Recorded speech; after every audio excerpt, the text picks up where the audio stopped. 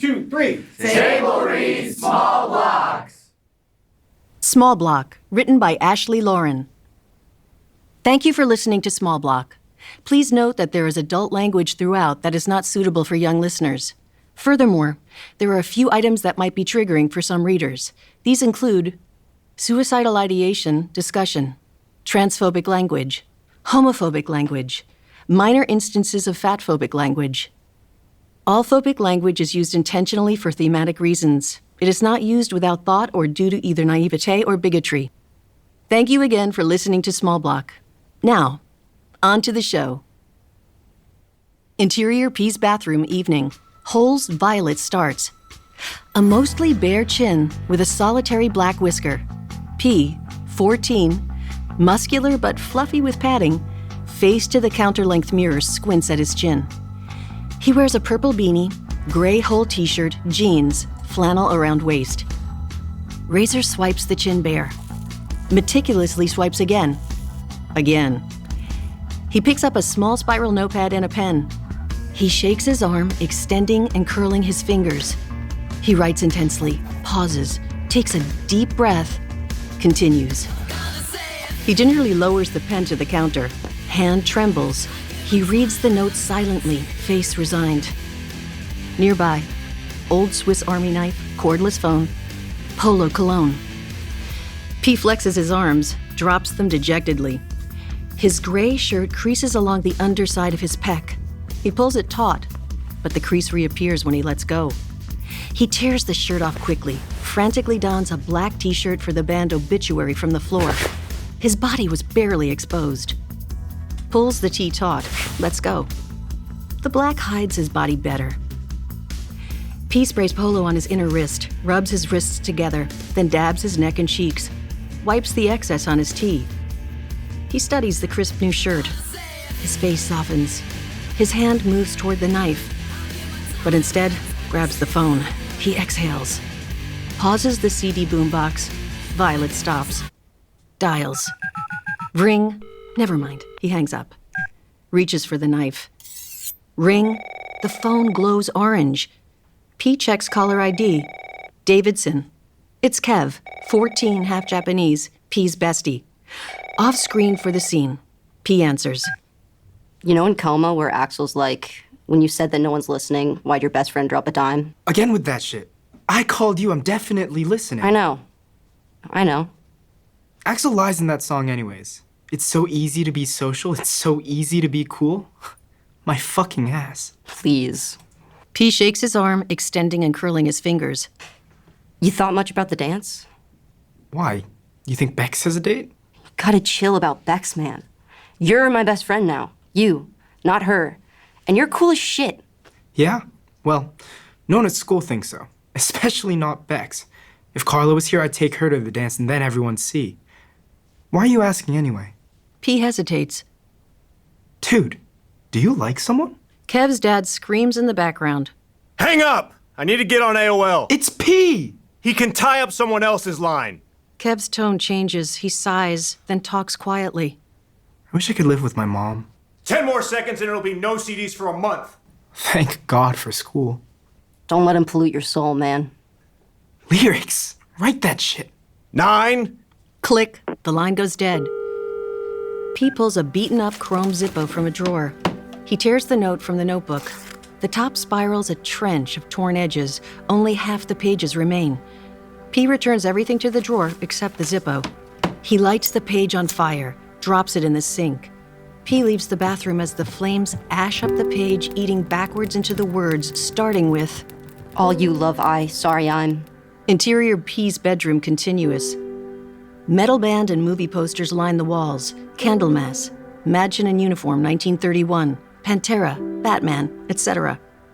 Over the bed, framed full-size Back to the Future poster with various signatures in silver ink. Corner, electric guitar, practice amp, dumbbells. The note VO continues as P walks to the bed. It in lie, I'll bed my maid I. Stay should I, why reason, NEC can't I. Sorry I'm, love I everyone too, note suicide my. On the desk, model DeLorean, yellow sports Discman, CDs. There's a photocopy flyer that reads, Pond Hill Homecoming 94 middle school dance. P picks it up and sits on the bed. He looks to the desk. A framed recent photo of P with a half-Japanese boy the same age in front. Behind it, P pulls out a second framed photo, P, younger, and a girl at a water park. In the photo, P's eyes are red as if he's been crying, but he smiles joyously. The girl's mouth is open in a huge laugh, her arm protectively around P. P gazes at the picture and smiles. He looks to the dance poster in his other hand, face growing complicated when... Beep, beep. The smoke detector wails. Fuck. P runs to the bathroom, replacing the photo haphazardly. The pictures topple face down, the second on top of the first. Interior, P's kitchen, short time later. P enters. His dad, 45, removes a large crepe from the stove and lays it alongside another on the center island. Nearby, seared beef tenderloin, mushroom duxelles, pâté de foie gras, puff pastry, prosciutto di Parma. Tootsie on the 32-inch CRT TV. Dad scrunches his nose. You fall into a vat of cologne? P flushes. He sniffs the air. Dad lays prosciutto in a tight, even pattern across the crepes. Your mom reminded me of today's significance. Pick a place, anywhere you want, except sushi. Great. That's not dinner? Dad laughs as he layers duxelles onto the ham. I think not. One of the OR nurses, Christine, is getting married. She loved the cake I did for our surgical tech. Been studying for the test? Yeah. Dad stops spreading pâté on the duxelles, looks up. Swear. Remember we went to see this? Best Picture 1983 nominee, Jessica Lange won Best Supporting. Dad glances at the screen. Dressing up as a woman used to mean you were a Nancy, but he gets the girls, so good on him, I guess. Some like it hot, too. Jack Lemmon in makeup? Ghastly. Dad moves the tenderloin on top of the pâté, then delicately encases the beef in the layered crepe. He pulls over a baking sheet with a layer of raw puff pastry. Seems like a lot of work for steak. Dad looks at P like he's a fucking idiot. A Wellington is a body, an ecosystem. Tenderloin is tender, but there's no fat, no flavor. You have to put flavor around it for it to come alive. First, what do we have under our skin and muscles? Organs. Thus? He looks at P expectantly. P stares back blankly. Dad sighs. Thus, pâté de foie gras, rich, creamy, earthy. Then duxelles, mushrooms, more earthiness. Then the Parma ham, salty, fatty. Then the crepe. You need to contain the juices, the essence of the beef. Trap it so the outside, the puff, isn't tainted. The result? Dad points proudly to the lower oven. The light is on, a golden Wellington with exquisite lattice baking. Is a showstopper. Look at that glorious little football. And the tenderloin, the heart, is perfectly isolated and protected. Pass me another. P gets a Dr. Pepper and a raw tenderloin wrapped tightly in plastic wrap from the fridge. Holy crap, there's like 15 more tenderloins in here. It's a wedding, not happy hour. You had the St. John's interview, right? Went well? Definitely. You better be taking this seriously. St. John's is, now that's a school. Brenda Nash told me there's a dance this Saturday. Mom, 48, healthy but thin, enters with a wrapped present. Happy birthday in Japanese tonight? Not this year. Mom looks at Dad, pleased but curious. You don't get full at sushi. A dance, huh? Not sure if we're going. Dad looks up excitedly. We? Me, Kevin, Dizzy. Dad and Mom exchange looks. Football will be good for you. P nods at the screen. There's other ways to get girls. None of them seem to be working. Change this shit. P flips through channels methodically. New shirt? Gift from Kev. Dad, you like my shirt? This, the best. Jack Lemmon in this? Now that's a performance. You seen it? P stops the TV on The Apartment. Best Picture 1961. You took me to Casa Linda. Mom hands P her gift. P tears the carefully wrapped paper. He unfurls the present, a black Entombed band t-shirt. Entombed, sweet. P starts pulling it over his shirt. Mom shoots a good-natured, you kidding me look? P glances at Dad, focused on cooking. He rips off his old shirt and pulls the new one on hastily, purple beanie in place. Dad glances up. I thought you were going to get diet, Dr. Pepper. P rapidly tugs down his shirt to hide his body as Dad unwraps the tenderloin, places the beef in the pan. It sizzles. He removes the other Wellington from the oven. Perfect. Gorgeous. That a tester? Dad smiles mischievously, slices it proudly, pushes the slice to see. The beef is medium, a healthy, uniform pink. His face contorts in rage. Piece of shit oven! Calibration's drifted again. I should have gone with Viking. I fucking knew. This shit looks nice, but inside it's rubbish. He opens the trash and shoves the whole Wellington in. You don't want to taste it? Beef's overcooked, ruined. Never be as good as it could have been. Let's go to dinner. I can't leave. I'm behind. On TV, the apartment's Dr. Dreyfus pleads with Jack Lemon's Baxter to grow up and be a mensch. Words to live by. Okay, call pizza. I feel like pizza. Any toppings you want. Interior Pond Hill, Welch's classroom, next day. Hand-painted Homecoming 94 signs adorn the walls. The room's divided into a quiz show arena. 2 arcs of desks flank Mr. Welch's 34 desk, replete with lectern. True 90s style. Battle of the sexes. Boys left, girls right. Bex, 14, punky, overweight, and confident as fuck, holds the baton. She's older now, but is clearly the girl from P's desk photo. A large homecoming dance poster is offset behind her. Joan of Arc. Correct, Bex. Tie game. Girls cheer, boys grumble. Okay. 1 point bonus for getting the final question correct. Charged with heresy for spiritual visions she claimed fueled her quest, what secular activity earned Joan of Arc charges of blasphemy? Dressing like a soldier. More specific. P, tiny smile, purple beanie just so, eyes Bex intently. Dressing like a male soldier. The girls take the lead. The girls hoot, the boys turn to P, as does Bex. P.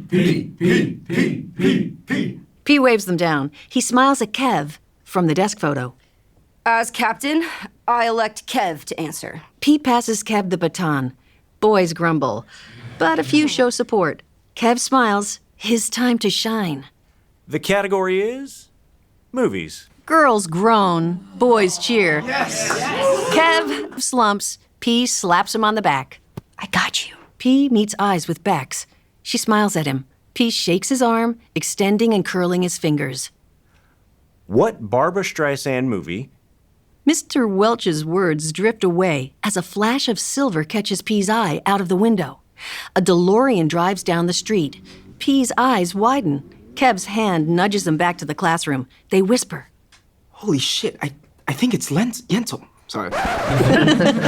Holy shit, I think it's Yentl. P turns back to the window.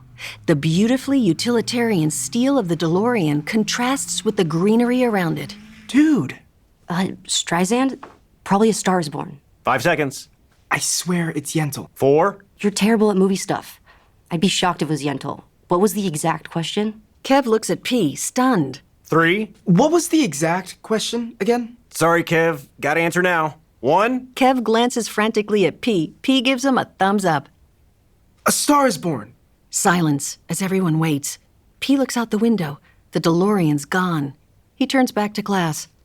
The film that garnered Barbra Streisand the first ever directing Golden Globe for a female director in 1983 is... P's head tilts back in despair. Yentl. That's right, P. Yentl.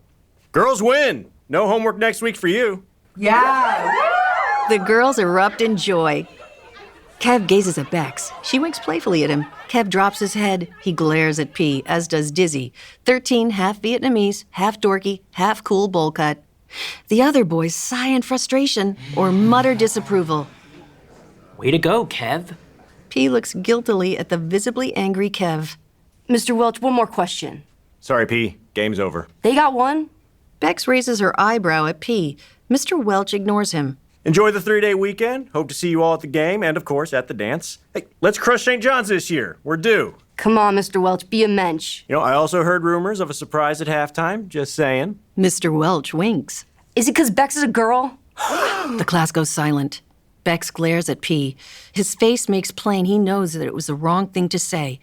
The bell rings. No one moves. Your team captain, P. You could have taken the question, but you gave it to Kev. It's a question you should have and would have gotten, just like I gave Bex a question she should have gotten. And she did. That was me being a mensch. Now it's your turn. Bex, girls, don't let peace spoil your victory. Who? The class howls in laughter. Interior Pond Hill hallway, a couple minutes later. P walks toward Kev, who shoves books into his locker. Homecoming dance posters on the walls, along with homecoming decorations and team signs. A classmate, Zach, walks by, as does James. Kev, leave movies to P, bro. Yeah, follow P's lead next time. P arrives at Kev's locker. Dude, I'm so sorry. Thank God Carla doesn't go here. I'd die if she'd seen that. Martha and Janet pass as well. To P. Go crawl back in your hole, you chauvinist pig. Mind your own holes, feminazi. Scowling, Dizzy joins Kev and P as Martha and Janet leave. You sound like a St. John's creep. Good luck finding a date to the dance, P. At least the girls hate me and not you. Be at the game tomorrow, big dog? Britt, 14, handsome, quarterback energy, at his locker with Tiffany, 14, thickly athletic, solid, and a couple others. Britt throws P a football. It's wide, but P gracefully leaps and catches it decisively in one hand. Fuck St. John's! P spirals the ball back to Britt, who smiles. My man.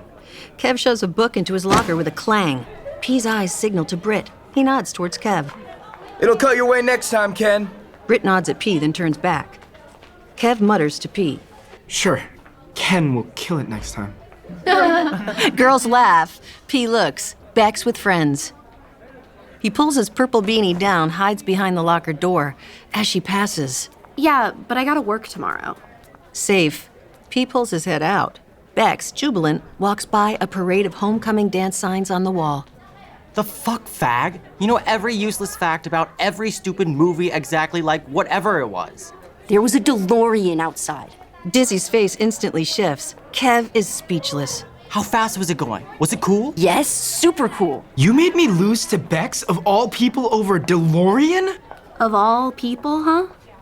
P's eyes close. He turns. Bex stands. A homecoming dance sign to her right. Worried deep down that me and P are still best friends behind your back? P reddens. He glances at the dance sign. Small crowd gathers. No need to keep us separated, Kev. Yard's free. Come out and play. Bex. Is it 'cause I'm a girl, P? Ooh. Crowd oohs. P and Bex meet eyes. He breaks first. Bex walks away victorious. Yeah, you're lucky you're a girl. Bex flips her middle finger without turning. I am lucky I'm a girl, ditzy. P watches Bex pass another homecoming dance sign, every step taking farther and farther away from it. He shakes his arm, extending and curling his fingers. Heifer. Kev glances at Dizzy, slams his locker shut. The sound blends into a loud, distorted power chord from P's guitar in Dizzy's garage after school. P, guitar, Kev, bass, and Dizzy, drums, practice for their metal band, Shadow King. Cool blend of thrash and groove. 1, 2, 3, 4! And the sea of faces, master at the back. Void of emptiness surrounds me, catacomb of black. P harmonizes for the chorus. Hidden deep from sunlight in a game I cannot win. Drown in ocean for all I'm worth, I'm nothing left within. See the surface from below, but still I hold my form. P screams. Who I am unbroken! Dizzy's snare cracks as the band kicks back in. The new part's more technical, heavier, and less accessible. Hey! I'm not feeling it. The band stops. Check this. Kev plays a deeply simple bass groove. P's not impressed, but tries to find a way in. He plays a complex, thrashy riff. Hey! Nah! Too much! Kev restarts. P plays a less complex death metal riff. 3, 4!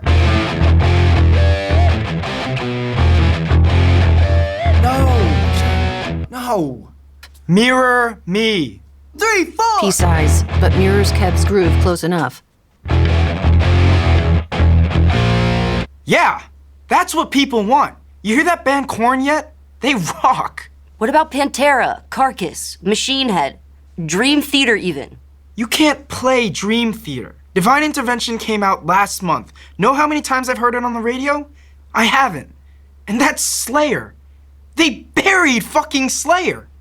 Know how many times I've heard Blind by Korn yesterday? Fuck radio. Shadow King needs to make epic shit that changes people's lives. Dizzy, you don't want to sell out. But I'd like to sell. I'm with Kev. P looks guiltily at Kev, who smirks. P concedes. He plays the simple riff. Kev joins on bass. Dizzy plays a very simple beat. P's eyes focus on his cable jack. The metal sleeve distorts P's reflection. The tubular jack resembles the bontet Dizzy's mom, Mrs. D, makes in Dizzy's kitchen short time later. Mrs. D puts the bontet in a Tupperware with a few others. The wrapped, tied green banana leaves are uniform. She spreads a banana leaf on the counter, adds rice. Large containers of food nearby. Homemade mac and cheese, Spanish rice, grilled chicken drumsticks, salad. P and Kev walk to the CD player. Costumes? Like makeup and stuff? We need an image. Cool if we play some tunes, Mrs. D? Okay, but no girl! Mrs. D imitates death metal growls. P laughs. Kev hands him a Korn CD while eye-fucking the bontet. Research. Are those the things we had for Lunar New Year, Mrs. D? Mrs. D nods. Pantet? Image isn't music, man. I don't want to be Kiss. Which track? 7. Kiss's problem is they took the makeup off. If they hadn't, no one would have known what they really looked like. Problem solved. Kiss's problem is that they suck. Bagpipes play. Dizzy enters. Mrs. D adds mung beans. What's this gay shit? Philip! My bad. Fellas, what's this gay crap? Thank you. P hands Dizzy the CD case. Kev stares as Mrs. D lays pork belly onto the beans. Dizzy's eyes almost leave his head looking at the CD case. Whoa, there's a track called Faggot? Play that next. Every band does t-shirts and jeans now. No one has a look. I like this. Bagpipes? Better than P's music. Mayhem and some of the black metal bands wear corpse paint. See? Not makeup, corpse paint. It conjures something. Image is a huge part of music. It says stuff. I want the music to say stuff. Dizzy eyes a Tupperware of spring rolls. Only green vegetables are visible through the translucent wrapper. No shrimp? In the middle, protects better. Easier for Uncle Chris to bite. Better when they're on top of the other stuff. Taste them first. Mrs. D wraps and ties the bontet. A band shouldn't look like Chess Club. And a band's music shouldn't sound like checkers. Mrs. D assembles a new bontet. Dizzy reaches toward the mound of them in the Tupperware. Mrs. D slaps his hand away. Hey, these are for Uncle Chris. All the other food is for you. Why does he need bontet in October? He doesn't have much time. Maybe when I'm dying, I'll fucking get one then. Mrs. D stops. Silence. Dizzy's demeanor shifts. P and Kev know the drill. P quietly grabs 3 sodas from the fridge. Kev discreetly retrieves his CD. They exit to Dizzy's room moments later. P shuts the door lightly. Multiple DeLorean and metal band posters on the walls by the bunk bed. Japanese Sega Genesis. Big 90s computer tower. 32-inch CRT TV. Clothes strewn. Super soakers waiting for summer. P gives Kev a Coke Classic. Opens a Dr. Pepper. The Sprite remains for Dizzy. Kev grabs it instead. She's gonna whoop his ass. Kev takes the Pond Hill yearbook off the desk. Nah, moms are supposed to love you. Imagine if his dad was here. Kev flips idly through the yearbook. He stops abruptly, eyes burning at the page. I bet she thinks I'm so stupid. Mrs. D? Kev holds up the yearbook, jabs it toward P. A large candid photo of Bex smiling, a butterfly resting on her open palm. Bex, man. Bex. I don't want your old best friend to think your new best friend is a dumbass loser. Do you really care what she thinks? Do you? P hesitates. He looks down. Kev smiles ruefully at the silent confirmation, tosses the yearbook on the bed. I bet she's jealous. Kev smiles. He pops open the Sprite, sips quietly. P stares at the yearbook as if he can still see her.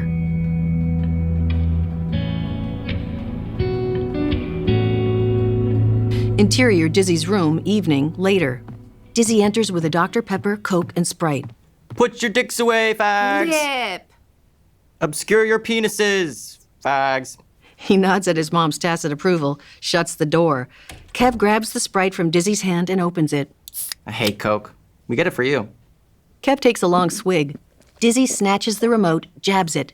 The movie unpauses. Ace Ventura on the TV. Pacing his bathroom, Ace realizes that the female detective Einhorn is actually the Miami Dolphins kicker he's been trying to locate. In revelatory joy, he exclaims that Einhorn's a man, which he repeats immediately in revulsion as the horror of their kiss dawns on him. I love this part. Disgusted, Ace plungers his face, vomits excessively, and acts out other phobic hijinks while the crying game plays. P, Kev, and Dizzy laugh so hard they cry. Interior Dizzy's room later. A knock on the door. Mrs. D enters.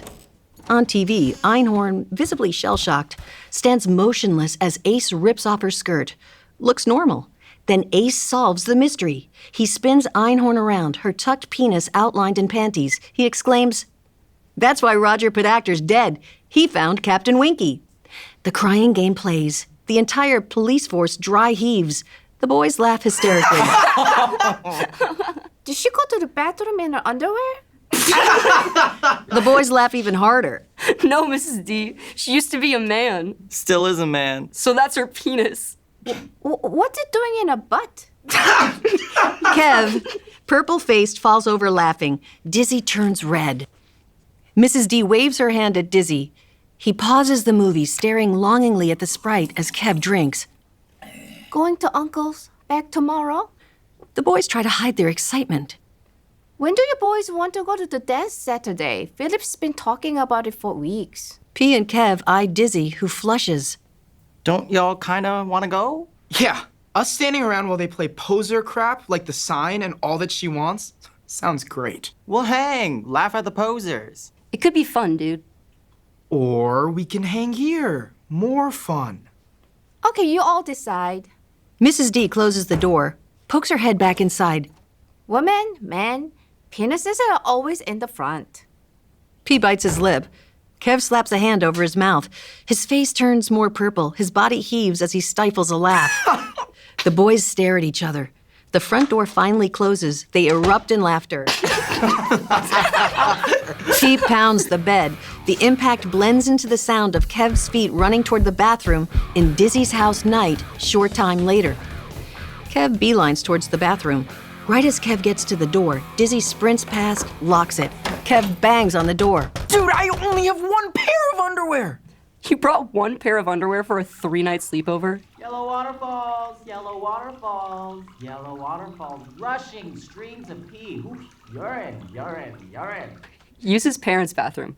Kev looks at the closed door of the far bathroom. He bangs on the door in front of him again. Ooh, amazing how much piss I have left. It might never end. I'll say it was my idea. You got a death wish, dude. Kev runs into Dizzy's parents' bathroom. Interior Dizzy's kitchen moments later. The fridge door opens. P grabs a Dr. Pepper. He leans against the fridge, stares at the back wall. It's only a door and glass panes, effectively a big window. The patio is unlit, but the small pool faintly glows. The kitchen light transforms the glass into a semi-transparent mirror, both inside and outside visible. P stares at his lackluster reflection. He mutters to himself. As if Bex would go to the dance with you anyway. He raises his sleeve, flexes. No definition. Other arm. You look like Arnold's gay pool boy. P pulls his sleeve down, shirt taut. Dizzy enters, smiling. Where's Kev? The other bathroom? Dizzy's lips curl. Both you fuckers know to stay out. My bathroom's for guests, public. The other is private, off limits. Ooh, are there dark secrets in there? He was gonna piss his pants. He dance? Full on vogued. Dizzy laughs, looks out the large back window. Give me any Coke, but Coke. Imagine how freaky it would be if some dude appeared outside right now. P tosses a Sprite. He examines his reflection in the glass. Yeah, like 44, tough, man's man, used to play football. A faint image appears outside the glass, intensifying. Long hair, but it's thinning. Not sure if he'll ever go fully bald, but you can see the skin through the hair. Pathetic. Clean shaven, but his face has that gray beard shit. It's ugly. God, he's ugly.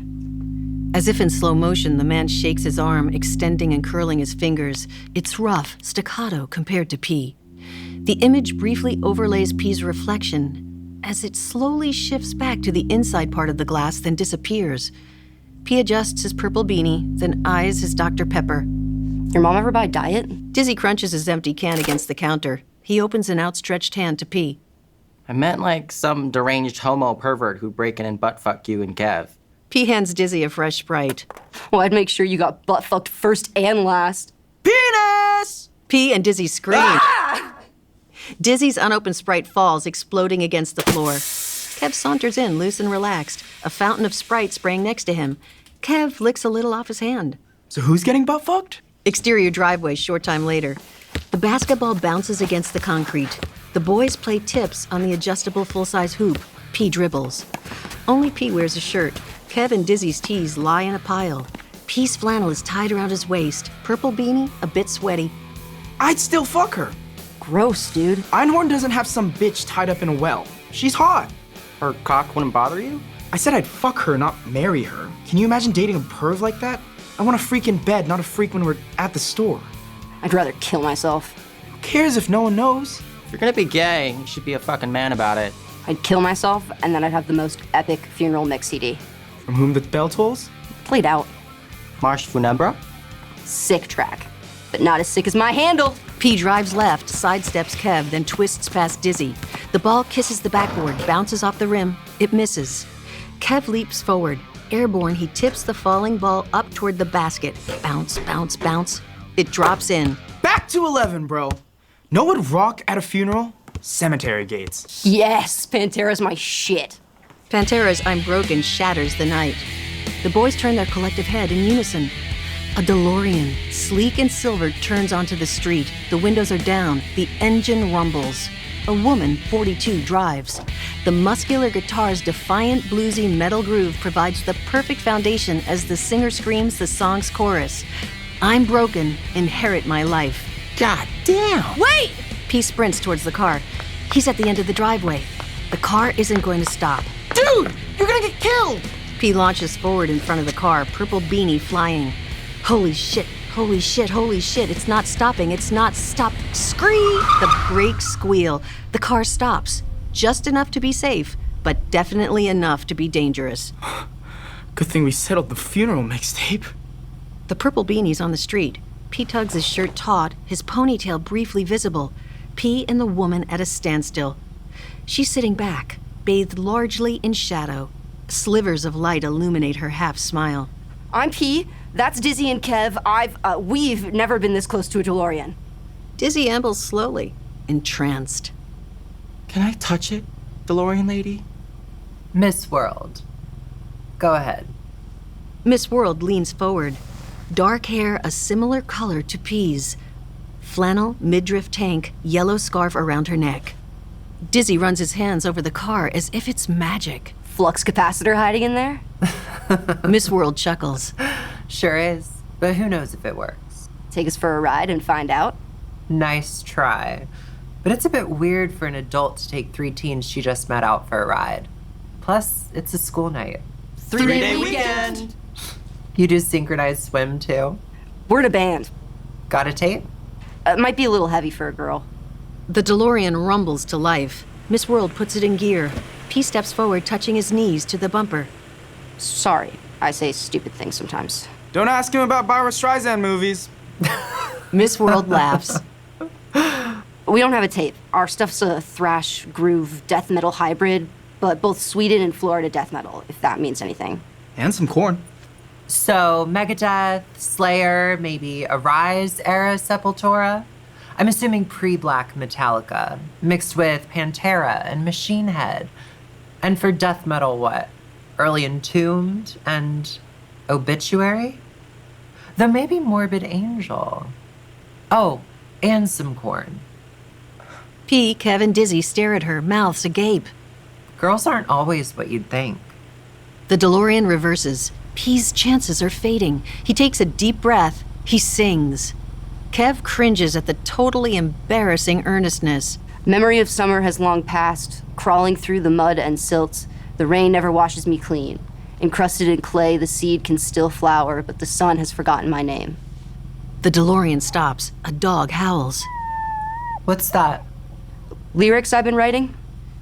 Miss World assesses P. He puts the purple beanie on his head. Not bad. Might have earned a ride. We'll see. Your parents around? No. Kev smacks Dizzy's arm. That was stupid. Will they be here Saturday night? We'll be at the dance. No, we won't. Miss World looks at P. P surveys his friends. We might be. Kev glares at P. Dizzy looks at Kev. My girlfriend Carla's not in town. You could go as a group. Thank you. Going without a date sucks. Anyone you two like? Dizzy shakes his head. He turns, walks around the car in awe. Kev goes to the basketball hoop. Miss World eyes P. DeLorean turns into a pumpkin soon. P glances guiltily at Kev. He shakes his arm, extending and curling his fingers. Miss World smiles playfully, looks P square in the eye. My biggest regret is the amount of regrets I have. Careful, Dizzy. Couldn't see you. P nods, taking in her words as Dizzy steps back from the car. Miss World smiles coyly at P. You coming back? P and Dizzy watch her shrinking taillights fade into the night. End Act 1. Small Block, written by Ashley Lauren. Oh, hey. Cool, you're back. I'm glad I changed my mind about my dark thoughts, for the moment at least. But now Bex, my former best friend, is super pissed at me. Well, yeah. Is that 'cause I'm a girl? What kind of question is that? Plus, I totally like Kev, my current best friend, down during the Battle of the Sexes. It's not the way I envisioned things going. Yeah, you think? At least we get to spend homecoming weekend at our friend and bandmate's Dizzy's house. We're still fighting over whether or not to go to the dance, though. Not that any of us have dates yet. It'll be fun. We should go. Definitely not going. I'd like to go, but anyway, we just met Miss World and her sick DeLorean. Man, I hope we get to ride in it. I could use a win, especially with my dad on me about girls and St. John's. Act 2. Interior Dizzy's room, morning. Sun streams in, P awakens, top bunk, alone in the room. He listens. Nothing. He quietly slips the yearbook from under his pillow. A Kleenex sticks out, a makeshift bookmark. He opens to Bex, smiling with the butterfly. He gazes fondly. He glances at the DeLorean poster on the wall, then back to Bex. He trials different ways to ask her the big question. Do you want to go to the dance with me? Do you want to go to the dance with me? Do you want to go to the dance with me? Do you want to go to the dance with me? Through the wall, toilet flush, faucet. P quickly returns the Kleenex with Bex and shoves the yearbook under his pillow. Kev enters from the bathroom, an unopened but sweating Sprite in hand, backpack in the other. What about coma at my funeral? Wouldn't make sense. You're not killing yourself. Kev opens the Sprite, sips. P reaches. Kev passes him the can. You'll probably, die surrounded by your hot wife and perfect kids. P takes a long drink, returns the can. He adjusts his purple beanie, worn through the night. You know, the dance might not be so bad. Please. I'm not gonna be the dateless loser in the corner with his other dateless loser friends while Bex laughs at me. She wouldn't laugh at you. I mean, I could, have her hang with us at the dance. She's super nice. Yeah? You want her to hang with us now? Maybe next time you two can have a heart-to-heart and you can tell her how super nice I am. Kev chugs the Sprite. He throws the empty can at the trash. It misses. He sorts through his bag by his pillow. P rolls over, facing the ceiling. He softly sings Guns N' Roses' Coma. Hey, you caught me in a coma, and I don't think I wanna ever come back to this. P looks at the closed door. No Dizzy. Glances at the door again. Deep breath. Here goes. There's some shit that I want to tell. The door pounds open. Where's my dad's penthouse, homo? Dizzy storms into the room, glaring at P. I know you took it from the stack in my parents' bathroom. Your dad has a stack of penthouses? Did you take it? Kev shakes his head. All 57 issues need to be... He has 57 penthouses in the bathroom and you never told us? Everything needs to be fucking perfect or my dad will be pissed. I told you I didn't take it. And I'm telling you, you're a liar. Dizzy grabs P's backpack. Kev props his pillow behind him. Don't touch my bag, dude. Dizzy dumps the contents onto the floor. Books cascade out, followed by clothes and a Ziploc with a t-shirt inside. A blue trapper folder falls out, papers scattering. P rushes to the floor, collecting them. That's our fucking lyrics, man. Dizzy spots something under P's pillow. He tosses the pillow to the floor. He holds the yearbook, confused. Dude, are you whacking off to the yearbook? P eyes the Kleenex bookmark sticking out at the top. Where are you hiding it? P jumps up, grabs the yearbook. He lets it fall to his side, the Kleenex drifting to the floor. Just put the shit back, okay? And whatever else you're hiding. My dad... Where is your dad anyway? I'm here like every weekend and haven't seen him in months. Dude! Outside, Mrs. D pulls into the driveway. I've seen your mom working her ass off, though, while you bitch about how she won't make you bon Ted or ribs or a fucking sandwich. Dizzy's on the verge of tears. Some shit should stay inside, bro. It's gotta be perfect when he comes back. P shakes his head and pushes past Dizzy into the hallway. Interior hallway, living room, kitchen, continuous. P walks towards the kitchen.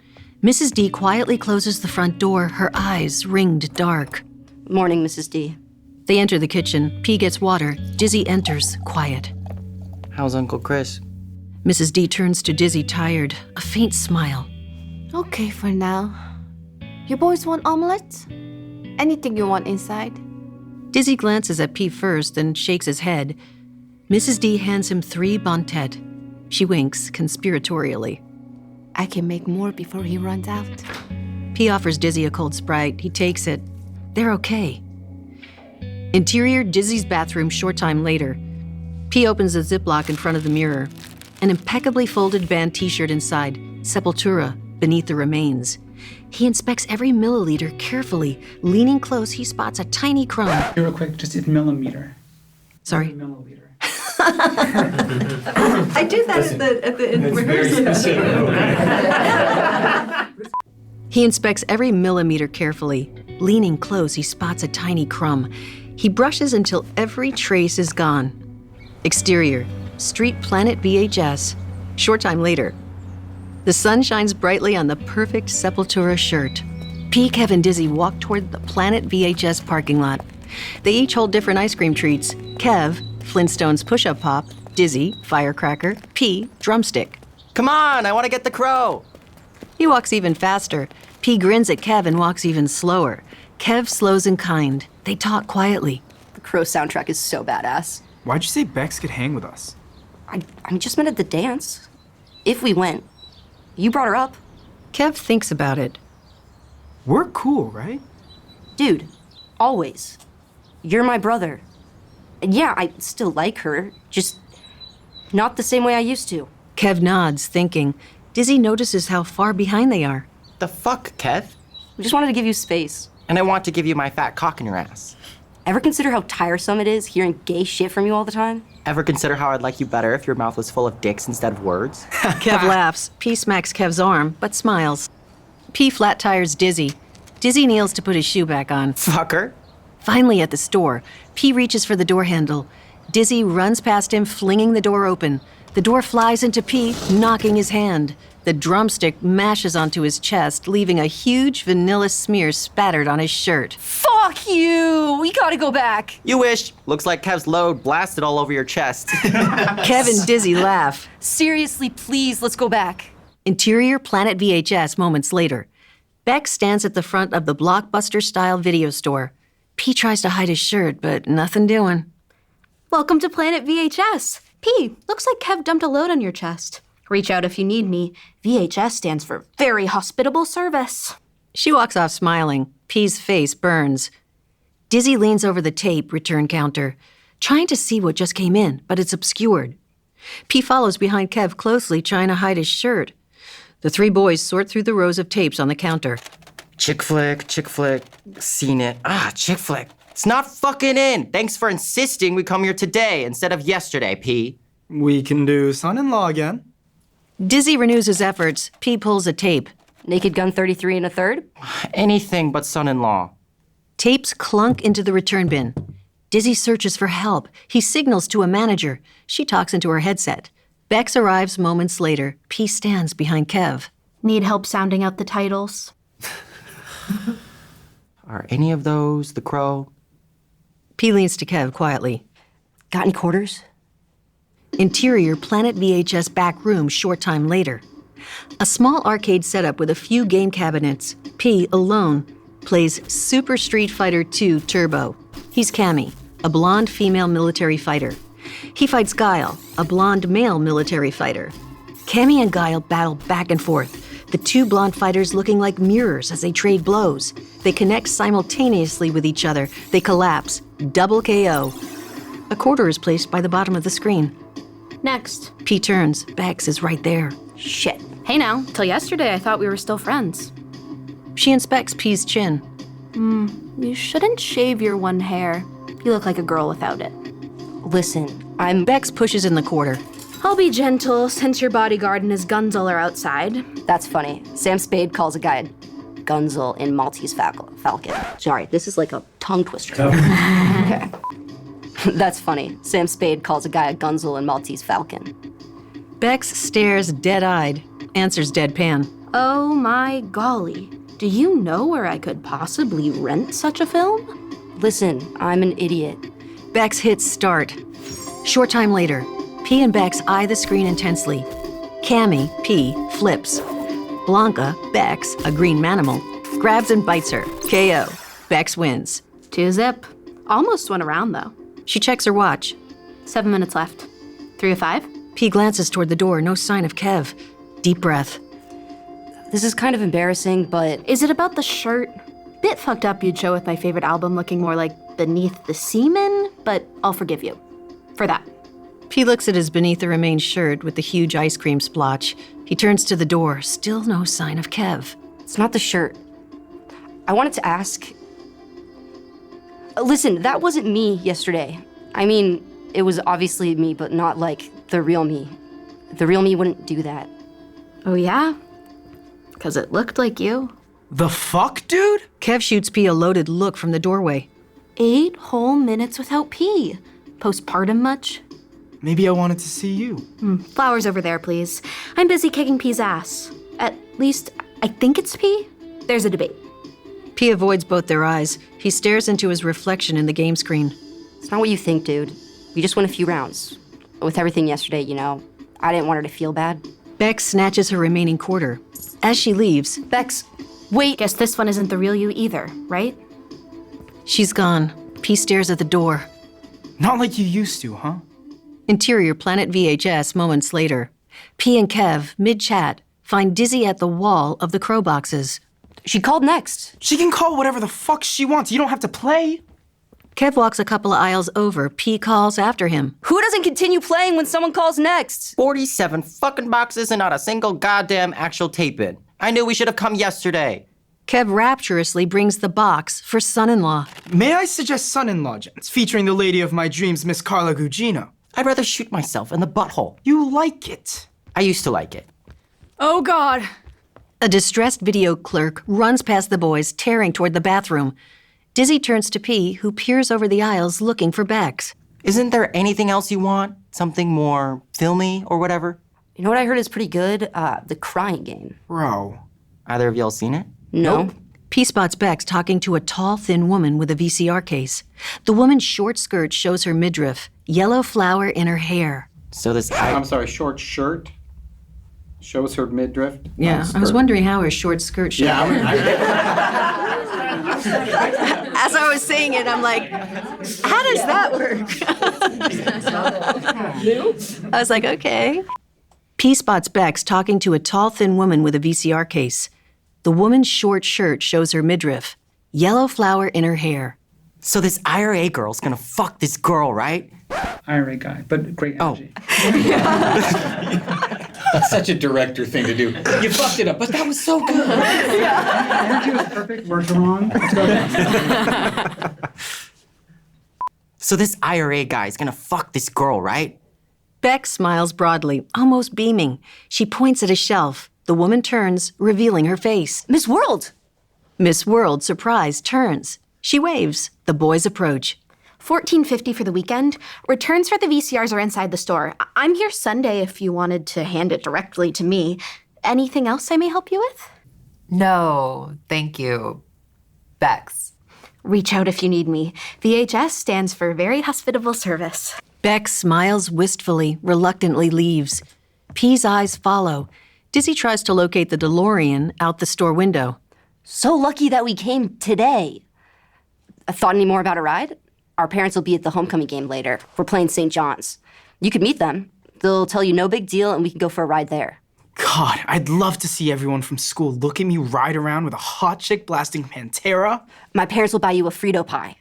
Miss World smiles. Can't tonight. Dizzy turns back to the shelves. It was fun talking music, and you all seem nice. But a ride's a bad idea. I'm an adult. It's weird. P's face falls. Here it is. Dizzy holds up the box to the crying game. So, like I said, this IRA guy is going to fuck this girl, right? It's like any normal, boring sex scene, tits or whatever, but then the camera keeps going down and she has a fucking dick. P and Kev both stop what they're doing. They show it? Dizzy nods. Miss World listens intently. She hot? Dick should be on dudes. Plus, it should have been huge if you want to shock people. What does the guy do? Hits her and pukes, obviously. Miss World's eyes circle the group. Kev bursts out laughing. Sorry. Can we go again, please? Kev bursts out laughing. Ace Ventura is so smart. Miss World steps in, taking the tape from Dizzy. Tomorrow morning. Same house? Yes. Deal. For real? Promise. 11 a.m. I want to talk to your parents first, though. Sweet! I'll wear my Metallica shirt. No, my Primus shirt again. No, maybe my 9 Inch Nails shirt. You brought 4 shirts but only 1 pair of underwear? 5 shirts. Miss World puts the crying game back on the shelf. Rent something else. Dizzy points to the tape in her hand. That the crow? She displays her tape. Peggy Sue got married. Tomorrow at 11. She leaves. Holy shit, I'm going to ride in a DeLorean tomorrow. I can't even imagine what it'll be like to actually be inside it. Kev waits till she's at the register, then quietly picks up the crying game. He looks at P and Dizzy, shrugs. P gazes at Bex's cheerful smile as she rings up Miss World. Interior Planet VHS checkout moments later. Dizzy checks the tape return one last time. Bex works one of 2 registers. P and Kev wait for the other. Only one customer ahead, but their video clerk, the same one who ran by earlier, shifts back and forth uncomfortably. P picks up a Cadbury cream egg from the discount bin.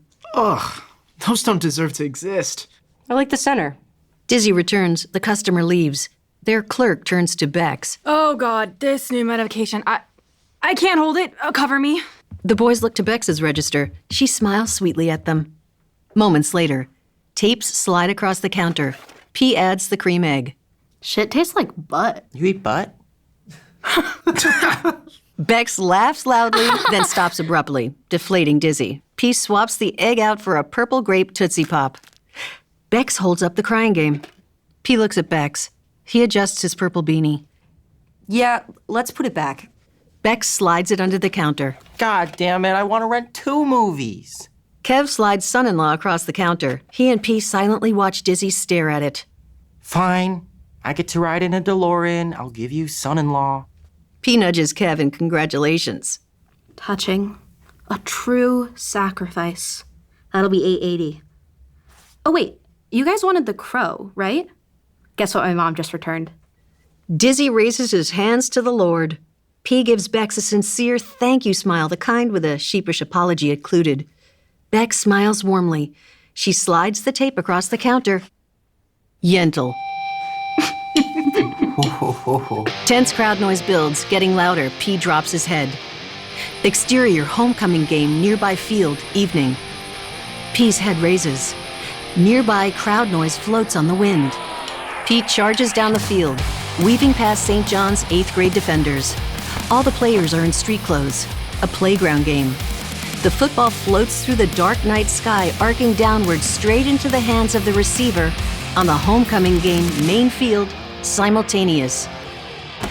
The varsity Pond Hill receiver catches the ball, tears toward the end zone. Bright stadium lights bathe everything in fluorescent drama.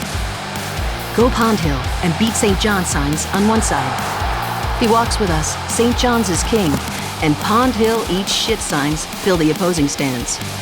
The receiver cuts sharply, dodges a tackle, dives, touchdown. The Pond Hill crowd erupts. Yes! Cheerleaders scream wildly. Exterior homecoming game, nearby field, simultaneous. 8th grade girls talk about anything else as they kinda watch P and the team play on a small field away from the stands. Spill from the real game's lights illuminate the play. Cheers waft across the night air. P turns, looks for the ball. The girls couldn't care less when a defender tags Britt, the QB, the boy who threw the football to P in the hallway. Kev is wrapped on the sidelines. Come on, Britt! P, let it out, baby! P's team huddles. P scans the sidelines. No Becks. 4th and 5. Last shot. Dizzy's chest heaves. He spits. P adjusts his purple beanie, tugs his shirt taut. Sorry, I need to cough that whole time. Ugh. God. Safeties are playing close and center. I can't speak. Sorry. Have some water. I'll have some too. Safeties are playing close and center. I'll be free if I go left. Sounds good, Beef. Guys, those St. John's faggots are gonna blitz. Tiff, I need that juice. Dan's faking going middle. Plug the left. Dizzy, stop Jack. Tiffany, thick athletic girl at Britt's locker before, nods. I'll have that fat fuck nursing my dick when we're done. Moments later, they line up. P crouches, ready. Blue 4-2, blue 4-2, hut! P sprints. Dizzy mirrors and blocks Jack at the line of scrimmage. Britt drops back in the pocket. Tiffany plants her feet and wraps her arm around Dan. She hurls him to the ground. Dizzy slips, collapsing into the dirt. Jack's free. He runs through the gap Dizzy left open. Britt sees Jack getting closer. His arm goes back to throw. Dizzy scrambles on the ground, lunges. His craning fingers grasp Jack's ankle. Jack tumbles. Britt's free. P button hooks. The ball sails through the air. It's wide left. P leaps, extending his arms. Got it. Fuck yeah, P! P runs. Safety scramble from the middle. They're too far. Touchdown. P's cheer. Foul! Interference! That was clean. Jack, you lost. No way, he's dirty. We win. You St. John's fucks think you're owed everything. Just what we're due. You got caught. Get over it. You and your bitch. He nods at Dan. You wanna go, bitch? Kev charges onto the field. Yeah, let's go, motherfucker. I'll skull fuck you so hard, archaeologists will think they've discovered a new fuck. One more time, please. No, that was perfect the way it was. Yeah, one more time would be great. You wanna go, bitch?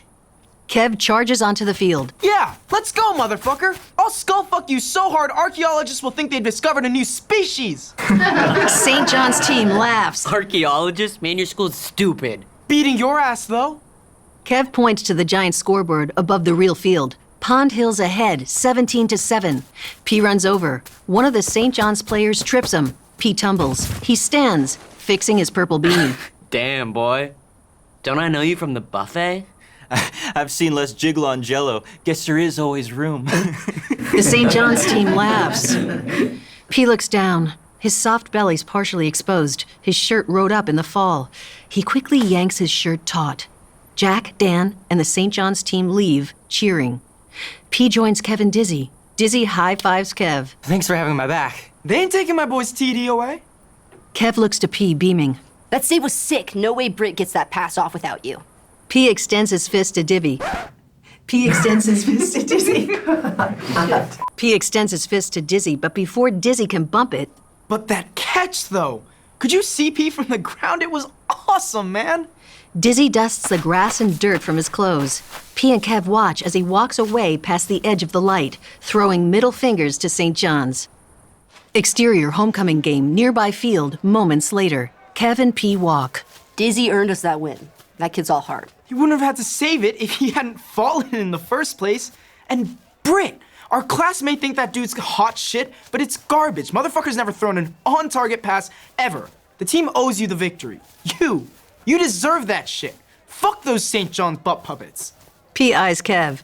Kev kicks a small rock deep into the night. Pondale for life, bitches! Kev tilts to see the stadium lights. P studies him. Next year, we'll settle in the real game. You gonna play? Maybe. Maybe? You'd be a starting receiver as a freshman. Who knows how many touchdowns you'd score? Everyone would revere you. P's silent. He steals a glance at Kev. What's your deal? Seriously. Deep breath. My parents are making me apply to schools for next year. Kev slowly stops. And if I get in anywhere, I'll be gone. You want to go? You kidding me? Not unless you go. They eye the St. John's 8th graders laughing. Ugh, God, my dad would cream if I got into St. John's. Over my dead body, though. I told the St. John's interviewers that I don't fit in an all-boys joint and that religion has no place in school, and then I quoted Jesus Saves. Slayer? You quoted those religious fucks Slayer? I tanked the interviews at every school, dude. You're such a bro, dude. The whistle blows. Halftime. Shit. I told my dad I'd find him before halftime. Want me to come with? Kev's silent. I don't get it. When I see him, he's super nice to me, and then he yells because you're on the phone with me and all the other shit you tell me he says. What would have to change for that asshole to like me? Kev laughs bitterly. He walks away singing Metallica's Disposable Heroes. You will do what I say when I say. Back to the front. Exterior homecoming game stands. Short time later, P locates his parents in the stands. Dad nods at the field. Could be you next year. Girls love football players. Hopefully, you'll be on the other side, though. I just scored a touchdown with the guys, but St. John's jerks pulled BS and said it didn't count. Don't hide behind excuses. Leave an opening and your opponents will find a way to crawl out. Seal the deal. Girls love football players. Oh, I wanted to play football. Sweat, passion, the guys. Girls love rock stars, too. If they play real music. P looks down. He sees Bex head toward the concessions. Need drinks? Corn dogs? Terry? P's mom pulls out a crisp $20 bill. She shuffles through other 20s until she finds the most wrinkled one. She hands it to P, saving the crisp one. P nods to Dad. Frito pie. Make sure they slather the chili and cheese. I don't want to be able to see underneath. And a soda bucket. They got Big Red? Really? The hell's wrong with Big Red? P turns to Mom. Coors, please. How about a cream soda? Harris, go with him for the beer. Bex is halfway to the concessions, alone. I want to make it easy on you both. Wouldn't you prefer a cream soda? Mom opens her wallet. I'll put this 20 away. Moments later, P and Dad head toward the concession stand. Christine's wedding is Sunday. If you need to get clothes or anything tomorrow for the dance. If I get a date, I'll let you know. Chad, you know, his uncle grown up, he couldn't find anyone to take to dances at your age. Not in high school either. Could have had anyone too. Running back. Good looking, that guy. Wasn't until much later he found people he jibed with, like him. Get what I mean? I'm a loser and I won't find anyone till I'm older? No, what? This guy was... Dad looks around, then leans in close. He likes... I like girls, Dad. Of course. I was just checking in. Not that there would be anything wrong if you didn't like girls. It's the 90s. You can be anything these days.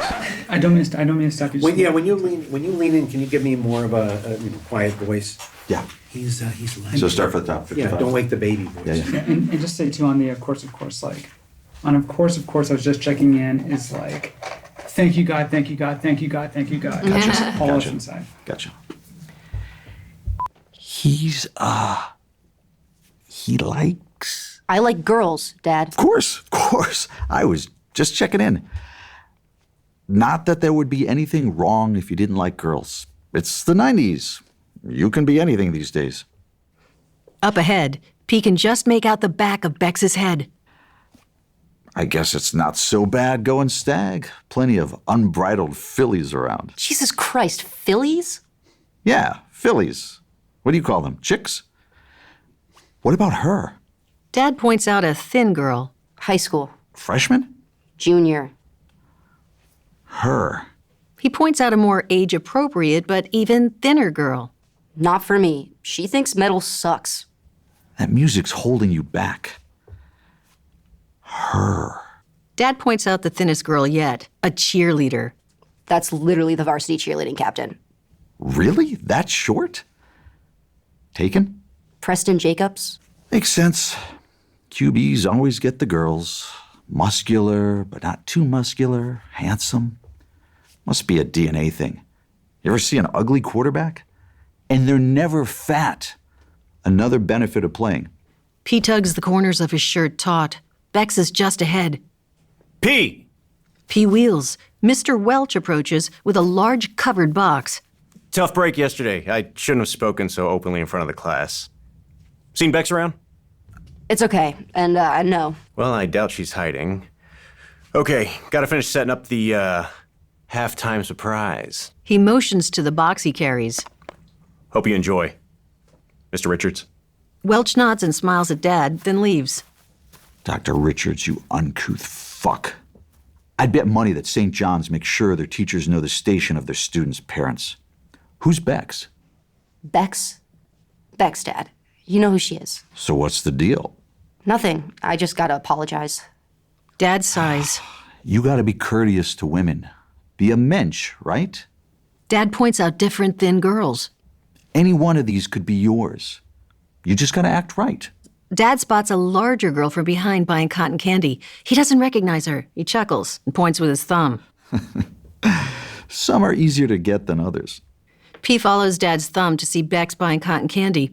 He quickly averts his gaze, focusing on a large locust shell on the ground. He scratches his whisker. Almost forgot. Bex is gone. P looks around. She's nowhere. Happy belated birthday. Mom insisted on the ridiculous ribbon.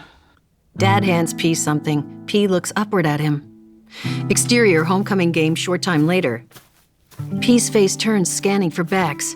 He walks past the concessions, past the restrooms, past everywhere. She's vanished. Sighing, P turns around. Bex is right behind him. Jesus Christ! P jerks, Dr. Pepper sloshing out of his cup and onto his hand. Bex smiles. I've been shadowing you for 5 minutes. Worth it. She peers around him as he regains his wits. No Kev? He's with his dad. My condolences to both of them. You'd like him if you got to know him. Yes, I've always thought that. P laughs. Can I have some of your cotton candy? Can I have some of your Dr. Pepper? They swap. She makes a face. Is this diet? P nods. Bex shrugs it off, drinks again. So, I've been tailing your ass. Who we looking for? You. Bex turns the cup vertical and drains the soda. She holds it above her mouth so that P can watch the last drops fall in. Now I'm sad we're alone. You've been doing such a great job humiliating yourself in front of people. That's nothing new. Mom still talks about Wetroplex. Just your mom? Oh, I do too. And my dad and my sisters, some cousins. Haven't been to a water park since. P smiles. He looks at the bright stadium lights in the distance. His face shifts. What? Just wondering if I'll ever have lights like that shining on me. Aren't you planning to play next year? I mean the band. You know Metallica played to 1.6 million people in Russia? Pantera played earlier in the day and their crowd was over 500,000. They're from here and they played to over 500,000 fans going batshit for their music. What was that song you wrote me in 5th grade? Sunshine Heart. Bex smiles. I just wanted to see if you still remembered. Thought I'd forget. It's not 5th grade anymore. You know what I remember most about Wetroplex? Bex looks at him like he's a dumbass. Shitting your swimsuit on the lazy river and then duck walking with an inner tube stuck in your ass so your suit wouldn't fall off? No one else would have laughed with me. I mean, no one else would have made me laugh. Their eyes meet, connected. They look deep into each other. The moment suddenly intimate, close, and raw. I missed you. He pushes his purple beanie up. He puts a knee on the ground, raises the cotton candy like a proposal. Will you go to the dance with me? Bex is shocked. You can't use my cotton candy. P stands, returns the cotton candy. Boom! A lone firework explodes, painting the sky. Whoa! Mr. Welch's surprise. Boom! Boom! More fireworks. The glow paints their faces. P's eyes, naked and deep, connect with Bex's. I think you feel sometimes you're the only one who knows how special you are. Not when we were friends. Boom, boom, boom, boom. Okay. The dance? Okay. Boom, boom, boom, boom. The finale of the fireworks. They burst in aggressive beauty. P, overjoyed, screams excitedly into the air. P? P turns. Kev is clearly worse for wear after his dad. He might have been crying. Thank God, I thought I was gonna find you with fucking Bex again. Fucking Bex, huh? Beck steps from behind P. Kev's face drains. He looks like he's been punched. He hurries away. I take it you didn't mention this. Yeah. 7 tomorrow? If that shit's squared by then. Moments later, boom! The last few fireworks ignite as Kev stomps ahead. It's not what you think. Hey, it's not what you think. Kev strides forward without turning. Yeah? Well, every time I turn my back for a fucking second, you run to her. You're my best friend, man. Swear. Kev stops, closes his eyes. P catches up. Just tell me, man. The truth, tell me. P nervously stammers. What? We're just friends. Do you even like me anymore? P breathes again, relieved. Of course. Kev laughs bitterly, stomps forward. Can't even be honest with me. Did your dad fuck you up? Kev wheels on him, eyes ringed red. I love her, dude! I love her, okay? I told you, when we're 18, I'll find a way for you to meet Carla. Bex, man! Bex! Kev storms toward their classmates ahead. P, dazed, follows. Bex? You think I'm stupid? Just friends my ass, fucking palling it up with her like old times. You're gonna be best friends forever, and I'm not gonna have either of you. Well, joke's on her, because you're chasing me and she's alone. They reach their classmates, passing around a soda bucket, a 96-ounce cup with a handle and lid. James offers P the bucket. Beer, P? I'll have some. You fucked us, bro. Just give me the fucking beer. P nods at James. James gives Kev the bucket. Going to the dance tomorrow, P? Taking 2 breakfast Becks?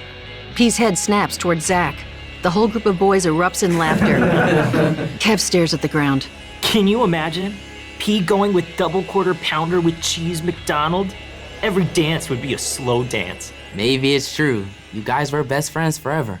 P pulls down his purple beanie, tries to play it cool. As if. Caught you alone with her twice today. P eyes Kev, hurt. A moment of guilt, then Kev steels himself. James hands Kev the cup of beer. Classmates laugh and holler. Kev tilts his head back, drinks. Moonlight and floodlights paint P's face different hues. Interior Dizzy's room later that night. Blue, red, white, yellow light flickers on P's face. Bare Knuckle 3, the import version of Streets of Rage 3, a video game, on the TV. The boss, a ridiculous gay stereotype named Ash, enters the fight. P's purple beanie-framed face focuses intently on Ash's. Ash is heavily muscled. Black goatee, purple cop hat, black legless leotard, green stockings that end mid-thigh, and women's knee-high heeled boots. A large gold women's symbol medallion hangs from Ash's neck. P plays as Blaze Fielding. Badass female cop in all red, miniskirt, boots, crop top. You slipped, that's all I'm saying. I'm sure you could see everything I did wrong from the sidelines. P tries to ignore them. On screen, he expertly counters Ash's prancing kicks. Ash laughs effeminately. My stomach hurts. Kev walks past Dizzy. He covertly rummages in his pillowcase, removes something. He exits. You're right. The import version of this game is the shit. Dizzy lowers his car magazine and watches the screen. I kick this faggot's ass like every day. Blaze wins. Ash lies on the ground and sits up, sobbing. Outside, a car starts and drives off. P pauses the game, freezing Ash on the ground mid-cry. Your mom's leaving this late? Dizzy stares at the window even after the curtain goes dark. My dad would have gotten a kick out of him. He hates homos. You can fight him now if you want. P stands, puts the purple grape Tootsie Pop in his mouth. Dizzy raises the magazine. Maybe later, if the mood hits. Give me a Coke too. Not Coke. Interior hallway moments later. P closes Dizzy's door. The bathroom door opens. Kev pulls him inside. Interior bathroom continuous. P surprised. It doesn't smell bad. Thought your stomach was fucked up. Kev hands P a Penthouse magazine, August 1994. A black and white photo of a beautiful dark-haired woman on the cover. You did take it. Kev, angry, takes a breath to calm himself. This is a peace offering. I was gonna show it to you anyway, but I'm showing you now, so... Listen, Bex... You wanna look at this? P shakes his head. Kev takes the magazine. Kev listens at the door, no Dizzy. He removes a box of Q-tips and a large bottle of hand soap from under the sink. Hold this. He hands P a white first aid kit with a big red cross. He pushes the magazine deep in the cabinet, replaces the other items, and shuts the door. Coming back? P shakes his head. Grab Dizzy a drink. Kev leaves. P assesses his purple beanied reflection in the mirror, pulls his shirt taut. He twists his arm, looking for definition. He examines his lone whisker. It's starting to sprout. Minutes later, P's eyes peer out from behind the penthouse. First aid kit and other items on the counter. He idly rubs his lone chin hair and examines the magazine, flips through, stops at a pictorial with a man and a woman. P examines the images almost scientifically, almost confused. Quickly flipping through, he suddenly stops, captivated by two women kissing, Debbie and Drahixa. His face changes. He crunches through the last bit of purple shell on the grape Tootsie Pop, finally reaching the center. He gazes at the two women kissing, his face soft, his eyes intense, searching. No lust. P shakes his arm, extending and curling his fingers. He turns the page delicately, attention rapt, his world existing only within the two women's glossy paged fantasy. Interior Dizzy's room short while later. P returns to find Dizzy and Kev wrestling on the floor. Kev locks in a sleeper hold on Dizzy. Dizzy's face reddens as he struggles. Finally, he taps Kev. Mate. Oh, fuck. Kev releases. He opens a sweating Sprite, drinks. Start son-in-law, bitch. Dizzy reluctantly opens the Coke that Kev brought him. No. Wrestling for it was your suggestion. You're gonna Welch now? I don't want to see that stupid movie again. Back to the Future. Fucking please. In less than 10 hours, I get to ride in a DeLorean. Of all the cool cars in the world, I'd pick the DeLorean to ride in first. And for once, I'm gonna get what I want. And I want to be hyped as fuck. Bro, no one cares about that busted-ass car outside of you and P. It looks like an industrial fridge with a windshield. It sucks, bro. I won. I want to watch Son-in-Law. I don't get to marry Carla in 10 hours. You know how much I care about her. Let me have this. She's the girl of my dreams, the person I'd do anything to spend my life with. No one else comes close. She'll be an amazing mother. You know, when we get married... Wake up. She's famous. She's a fucking movie star and you're nobody. You never will be. Damn it. Get over it. Fuck you! I'm so fucking sick and tired of hearing you complain all the time like a bitch. I slipped at the game. I slipped. Bitch, at least I wasn't playing cheerleader on the sidelines. Fuck you and fuck Carla. You can't always get what you want. Dizzy crashes out of the room with the door slamming behind him. Fuck! Dude, what the The door flies open. Why the fuck am I leaving? This is my fucking room. Y'all motherfuckers leave. Get the fuck out, now. Dizzy storms over, kicking the ground under their legs. Get the fuck out. Dizzy turns the TV back to Bare Knuckle 3. The game still paused, the effeminate Ash frozen mid-sob. Dizzy snatches the controller as P and Kev shuffle out. He kicks the door shut. Interior Dizzy's garage moments later. P and Kev enter. The air's heavy. P sits with his guitar. He idly plays it as is, no amp. Dizzy should focus on his love life, not yours. Kev slowly slides down the wall until he reaches the floor. Play something. P flips the amp on. Clean channel. Neck pickup. He plays a melancholic, somewhat bluesy lick. Kev closes his eyes. Guitar fills the room with a shared pain. Kev flips off the ceiling light, toggles the string lights lining the room. The warm glow offers barely more light than candles or a Christmas tree. Kev picks up his bass, turns on his amp. He plucks a single, rumbling, sustained note. He plays off P, driving the rhythm and weaving a harmony around P's notes.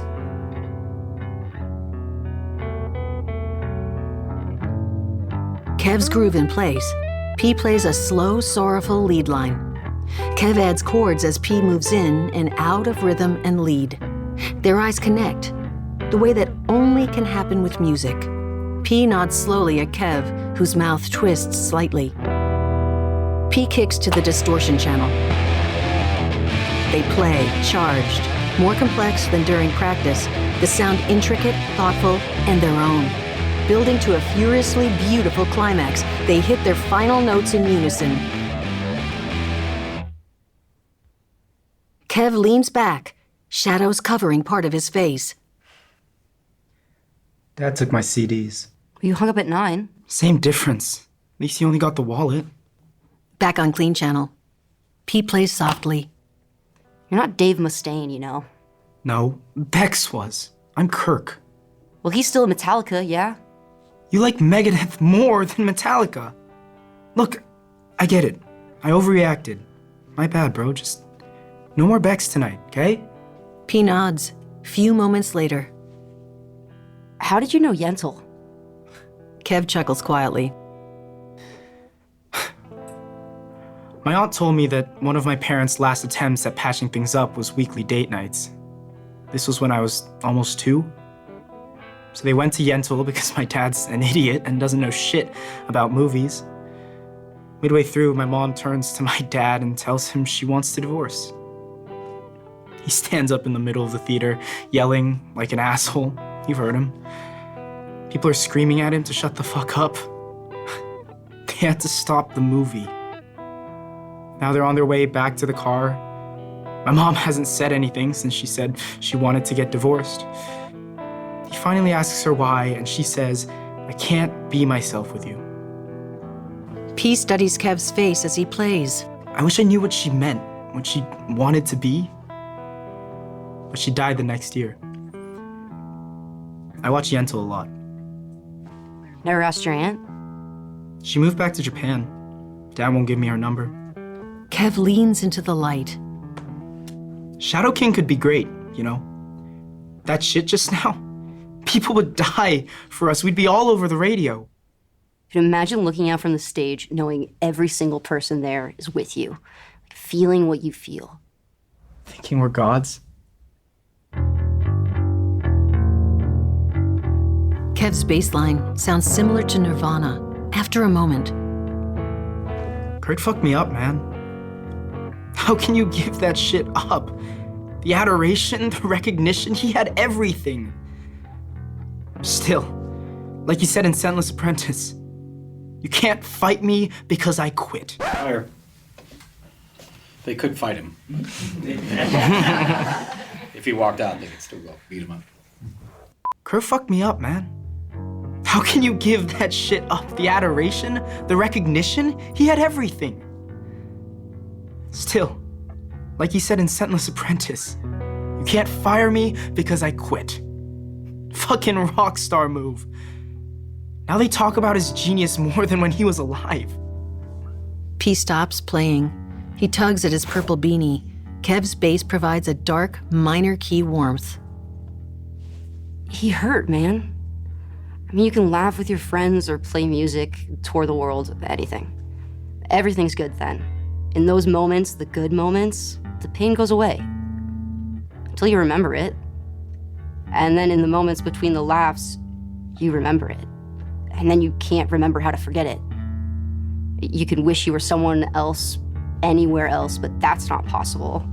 So you push it back inside and keep it there, and eventually that's all that's left. There was something beautiful once, but now it doesn't exist because there's no more space to hold it. Welcome to every night at my house. P's soft chords ring out as he speaks. When I was 4, I wanted a Cabbage Patch Kid more than anything. So Christmas morning, I'm tweaking, not knowing which one I'll get, because I've seen neighborhood kids with all these cool ones, like different hair, different clothes, all these colors and hairstyles. My friend Sarah had this girl with an orange jacket and sneakers, and my next door neighbor Emily had one with like big red hair. All of them were so bright and exciting and wonderful. So I'm eye-fucking this big wrapped box under the tree while my parents make coffee, then my grandparents had to have breakfast. It's killing me. I don't think we got to presents till like 10:30. Dude. No, I know. Finally, I unwrap it, and there it is. Like, brown hair, blue overalls, blue checkered shirt. I think he had a red hat, maybe, but I lost it. I hated him. Why would anyone choose him? He was boring, ugly. But I didn't want to be ungrateful because I wanted a Cabbage Patch Kid so bad, and I got one. And my mom said my dad had gone all around town and found the last boy doll in town, so I pretended I loved it. But every time I looked at it, like I knew it could have been better. But that's not what I was given. That was the first time I remember feeling the gray. It was like I didn't know if the sun still existed. Even though it was out, everything was just cold. Like I'd forgotten what warmth was, and I didn't know how to remember the sun. Maybe Kurt couldn't remember either. Maybe all he knew was cold. You gotta know warmth to feel the sun. Write that down. The last thing? Right now, sick fucking lyric. The folder's in the room. Kev looks around, nothing. P sees a notebook by the drum kit. Oh, Dizzy's notebook. Kev rips out a sheet of paper, hands it to P. Interior Dizzy's room, short time later. P returns with a glass of water. Dizzy and Kev begrudgingly coexist. They're on the floor, not close, but not separate.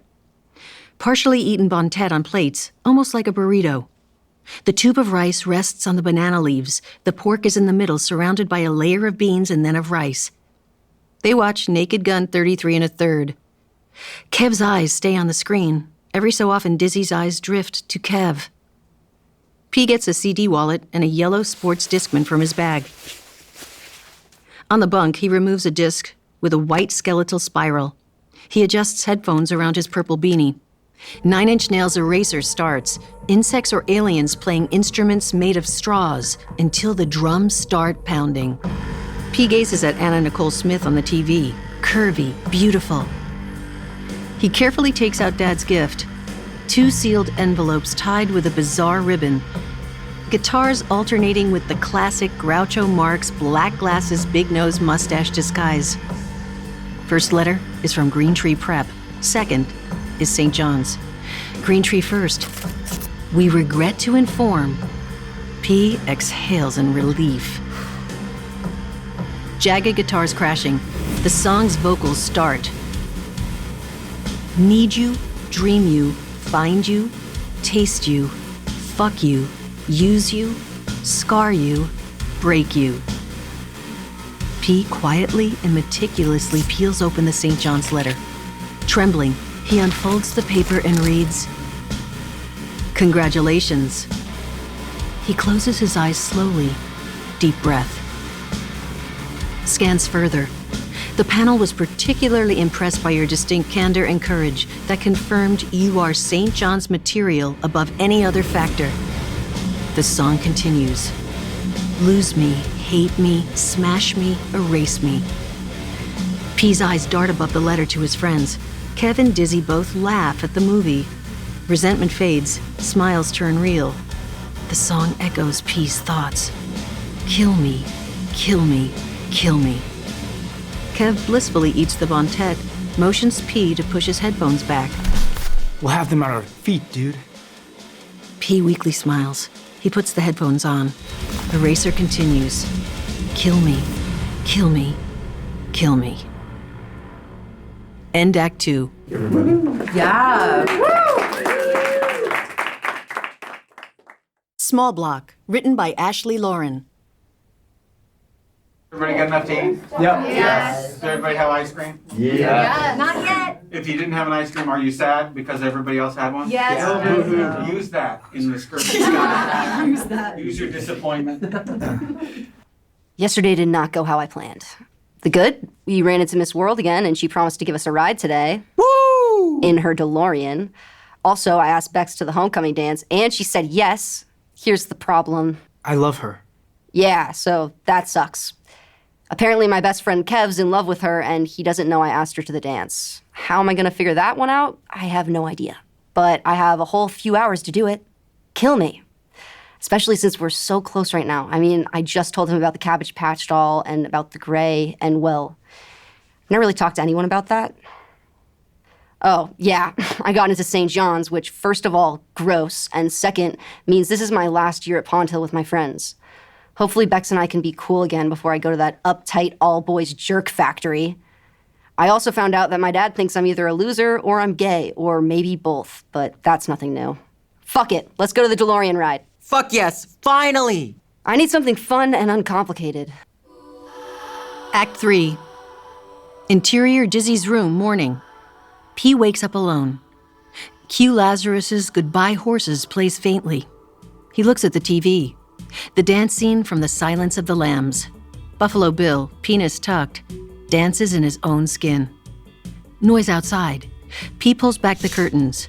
Kev and Dizzy play basketball. Back to normal. He checks the time, 10:45. Only about 8 hours till the dance. Exterior Dizzy's driveway, minutes later.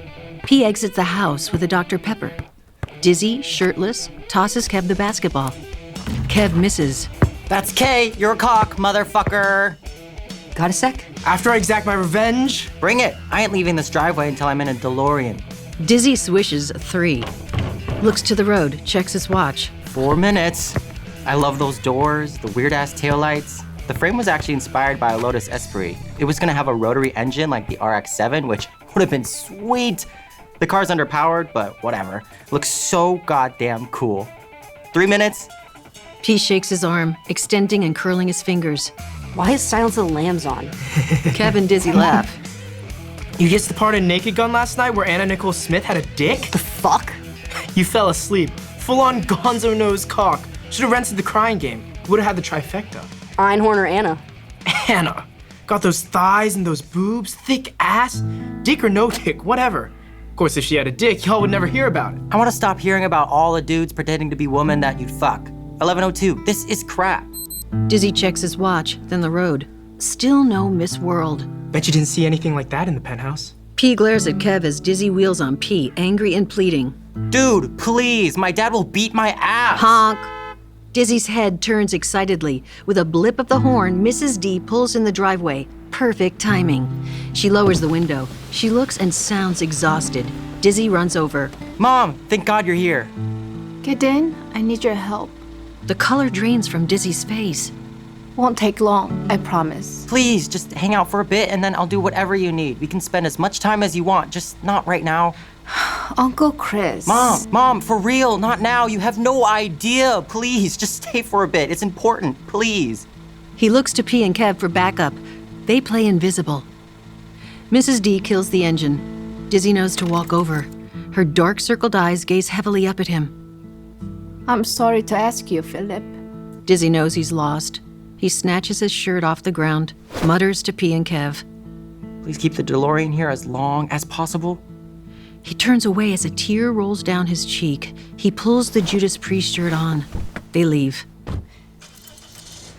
Can we talk about Bex? Inside. Miss World will blast something heavy. We'll hear it. Kev walks inside. P watches Mrs. D's car shrink away. Interior Dizzy's bathroom moments later. P enters. Kev has the penthouse. The white first aid kit sits on the counter. Kev turns to the toilet paper bookmark. Debbie and her Hicksa. You like the lesbos kissing, huh? It's soft somehow. Intimate. Not like a guy kissing a girl. Kev finds a picture of a guy sitting, legs spread, while a girl kneels almost in praise, her head in his crotch. Kissing? How about some girls straight up worshiping your cock? Listen, about Bex, I want you to be happy. I want nothing more for everyone in the class to see you like I do, but I just... Kev juggles the magazine in his hands, feeling its weight. I'm gonna bring this to school. Blow everyone's minds. James, Rob, Zach, all those fucks. They'll be eating out of the palm of my hand. Britt might even give Ken a high five, that stupid bitch. You'll know my name, asshole. You gonna ask Dizzy? His dad'll kill him. My dad says asking forgiveness is better than asking permission. P stands in the open bathroom door, craning his neck to hear. Don't take it. Dizzy over me, huh? Imagine if you caught shit from your dad because of your friends. Kev looks P straight in the eye. That's every day of my life. Kev shuts the magazine. I'm sick of being invisible. Why doesn't everyone see that I'm cool? What's wrong with them? You've only been here 1 year. It takes time. But listen, me and Bex... You think less of me, huh? For liking Bex? No, I know she's big, but if you could see her like I do, I gotta be me, bro. My mom didn't have anything to fall back on, but she left anyway. I gotta be me. P leans on the counter to stabilize himself, but something pokes him.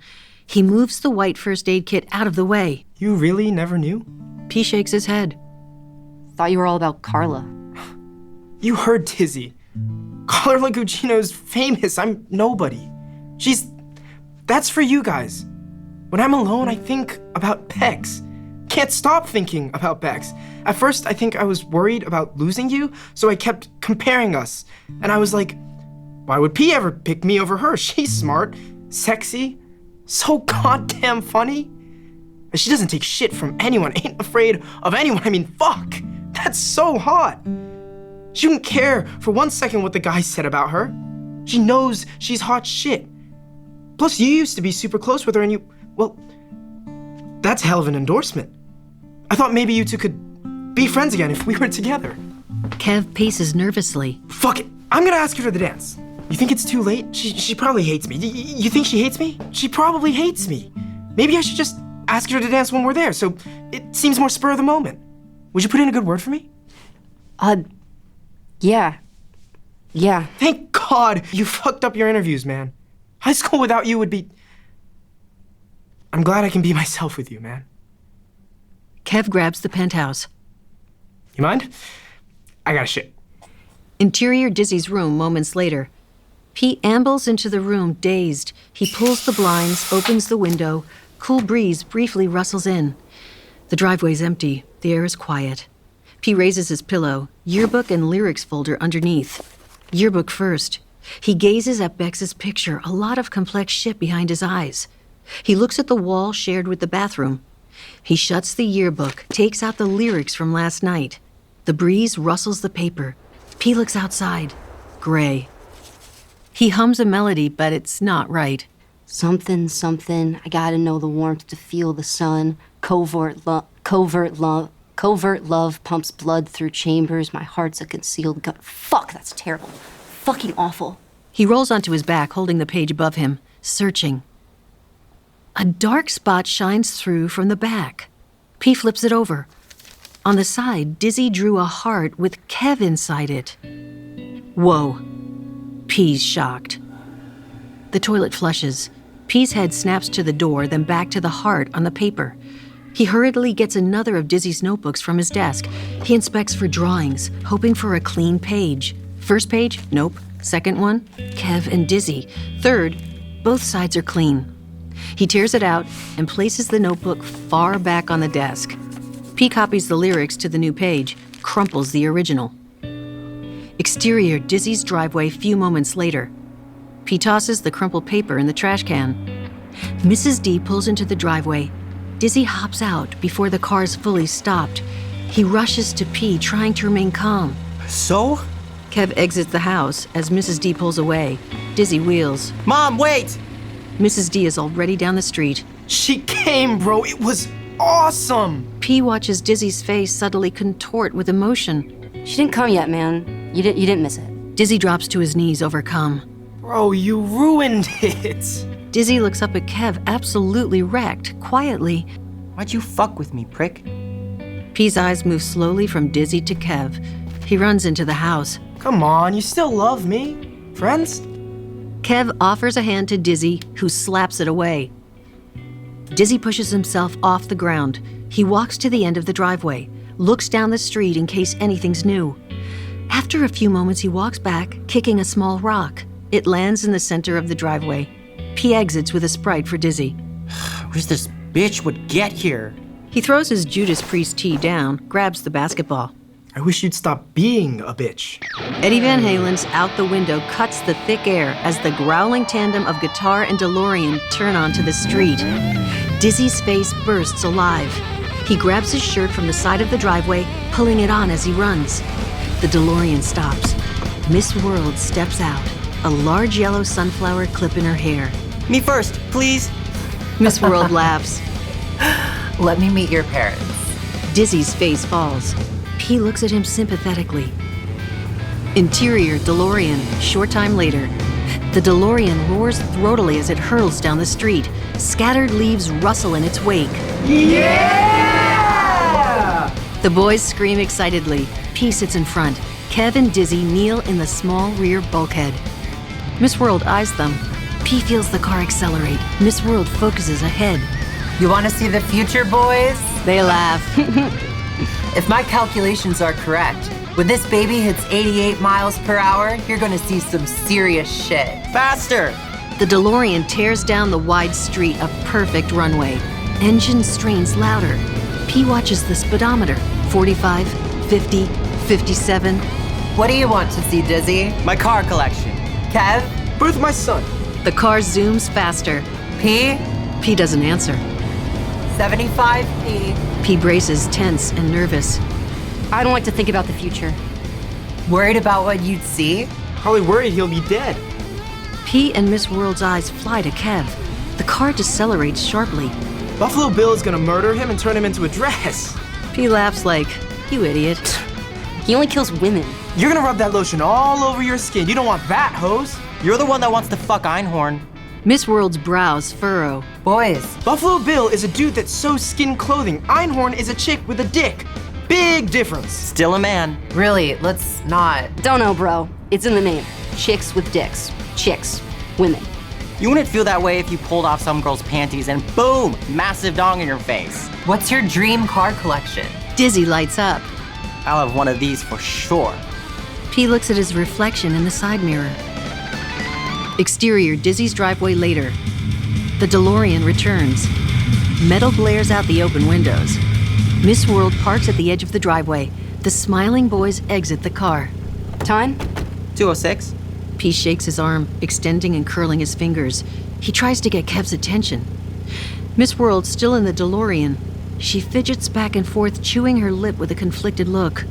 You want a drink or anything? She starts, jarred from her thoughts by Dizzy at the window. Where's the nearest gas station? About 10 minutes from here. Miss World looks pained. She fidgets more in her seat. You gotta pee? I can make it 10 minutes. She puts the car in gear. Dizzy's eyes widen. Wait, don't leave, please. I want to get a picture with it. I really have to go. I have a Polaroid. It'll be super quick. You can pee here. It's no problem. Please. My dad will think it's the coolest thing. She assesses him cautiously. In an almost pained whisper, he pleads innocently. Please. Slightly shaking her head as if it's a bad idea, Miss World gets out of the car. Dizzy sprints ahead, returns quickly with the Polaroid camera. At the door, he points to the main bathroom. Guest bathroom's right there. Lots of different Cokes in the fridge. Dr. Pepper, Sprite, actual Coke if you want. Miss World enters. Dizzy strips his Judas Priest tea, throws it on the driveway. It lands on the small rock from before. Take my picture, P. P turns, about to talk to Kev. Give me a second. He's about to leave, now or never. P reluctantly leaves Kev. He snaps a couple pics of Dizzy. Get one with me and Kev. Kev joins Dizzy at the car. P snaps one. Hold on. He steps backward, trying to frame up a little wider.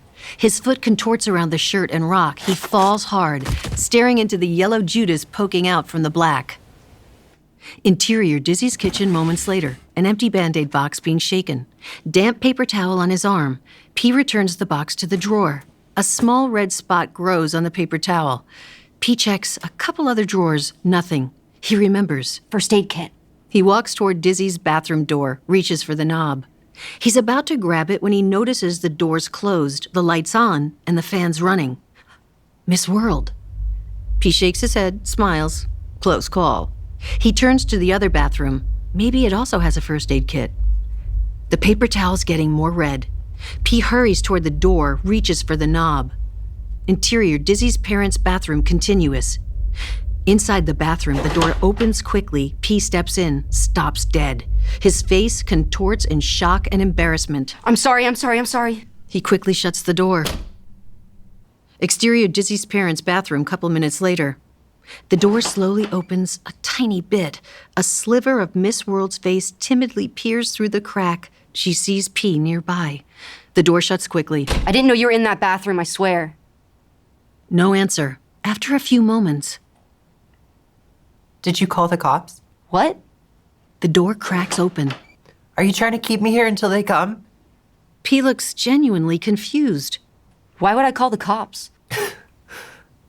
Come on, the crying game yesterday, and then all that stuff in the car about Silence of the Lambs and chicks with dicks. That wasn't a casual conversation you just have in front of someone you've just met. P laughs momentarily, but stops himself. No, that was just... My friends are idiots. He pauses, smile dropping. If you thought that we knew about you, why did you use the bathroom? The door opens more. I pee a lot now. Side effect. Why didn't you use the other one? It smelled. P hovers near the door. Miss World looks embarrassed and scared. Her voice is quiet. P? Yeah? May I please leave? P's mouth drops slightly open as he finally realizes he's inadvertently trapping her. Exterior, Dizzy's driveway, couple minutes later. Dizzy talks to Kev by the DeLorean. Honestly, even in 81, there were faster and better cars, but the cool thing with the DMC-12 is... The front door opens. Miss World walks directly toward the car but stops, noticing Dizzy and Kev. She moves away from the door but not quite toward the car, unsure of where to go. Dizzy notices. He walks toward her. Damn, my stomach again! Kev exits. Miss World stiffens as Dizzy approaches, quickly wiping her wet eyes. He stands next to her. They face the car. He eventually speaks, voice soft. You never see these cars outside of the movies. They were only made for a couple years. There were 3 model years, 81 to 83, but production was only for 2. Same time we were all born. And you know, there's others out there, thousands of them, but you never see them in person. To the point where you wonder if it's all a joke. Like, there's just a few left and you'll never, ever see any of them. Dizzy gazes into Miss World's red-ringed eyes. Thank you. This was a really incredible day. Miss World exhales. Dizzy takes a final look at the DeLorean, running his hand gently over the angular lines of the steel. He walks to the basketball hoop as P exits the house.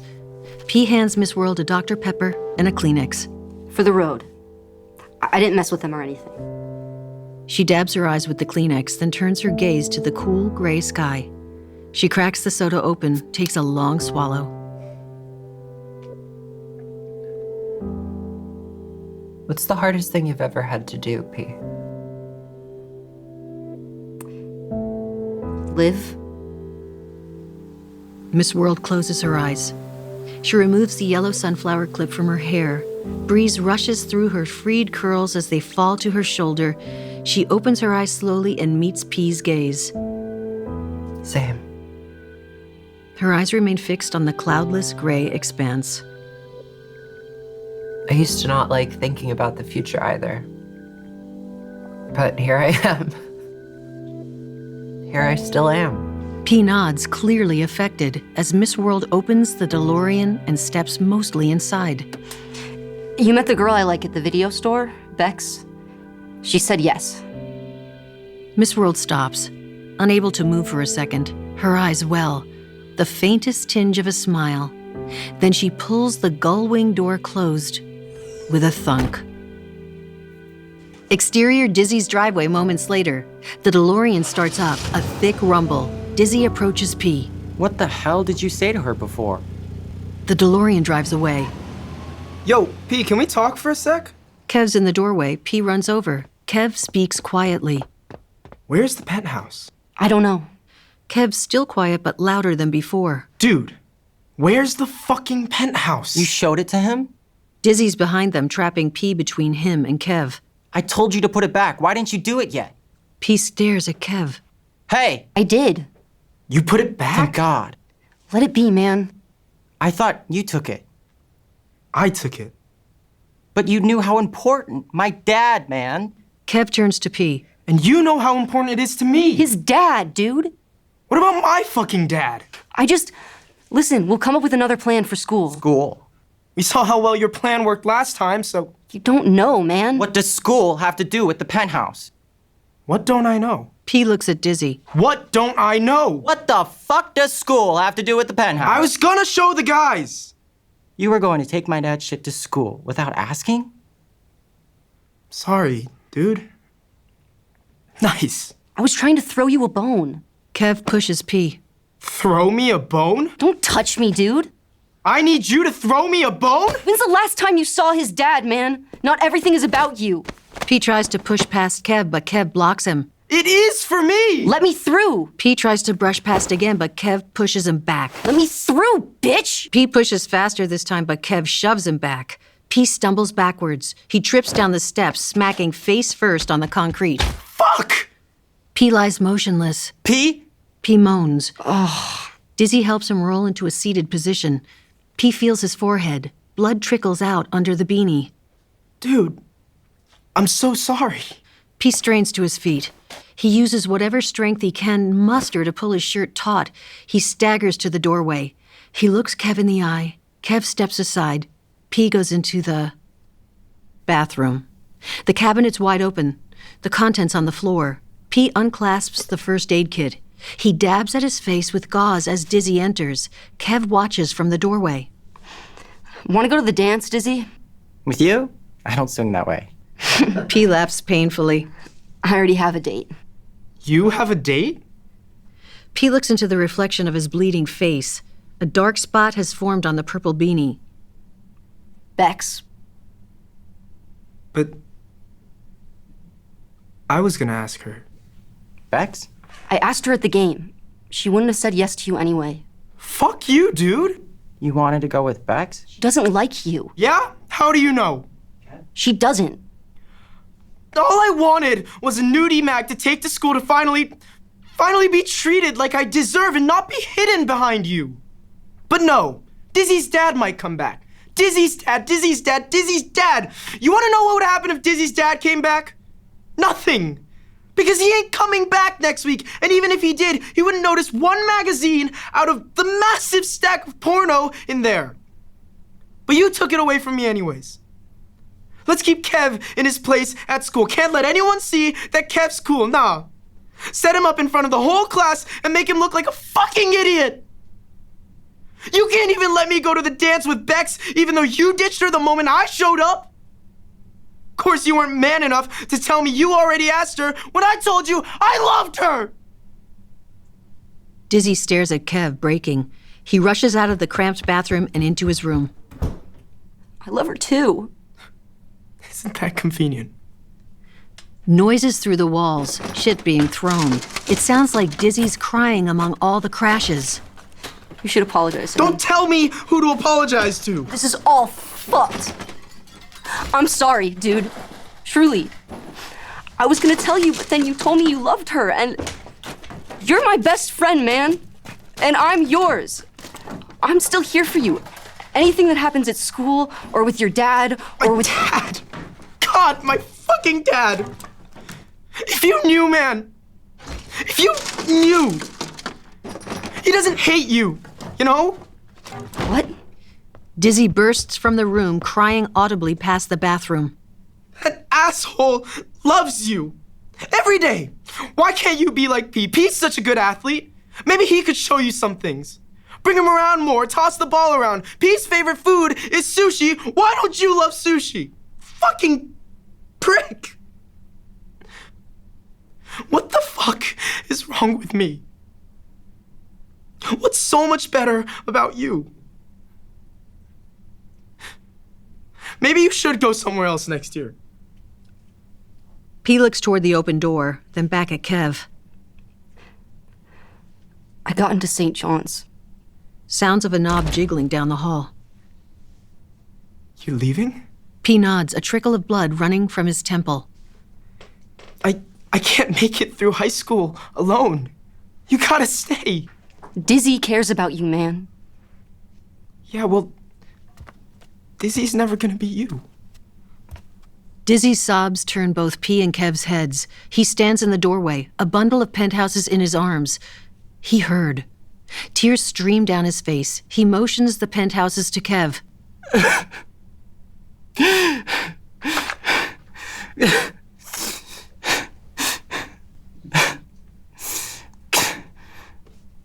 God, here, take them. They're yours. I'll tell my dad I took them, or it'll be okay. I swear, we'll work it out.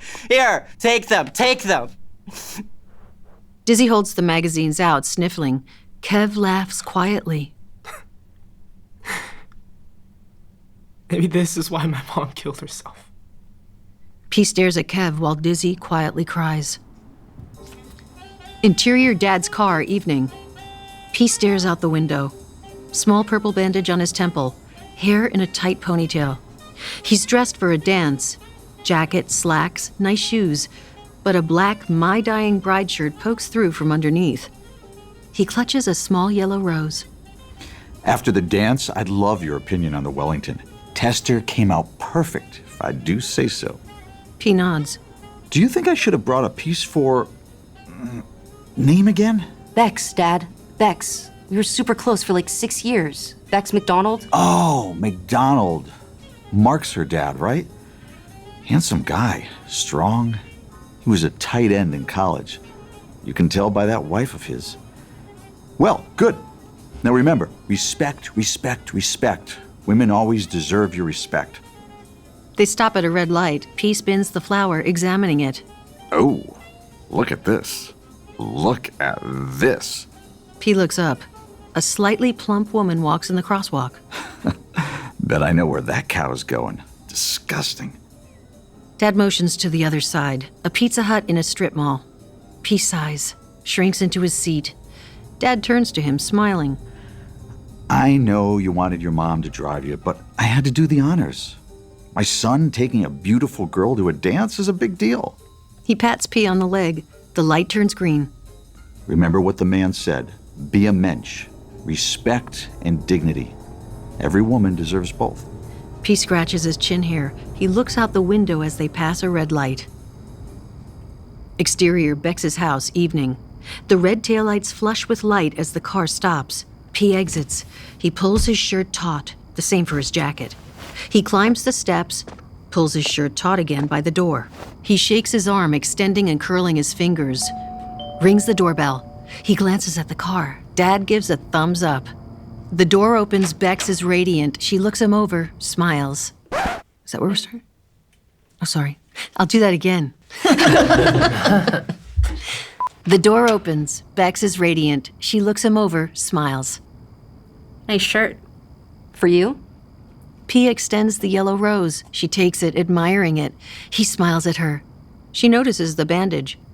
The fuck happened to your face? Always wanted to hear you say that to me. You look beautiful. She gazes down.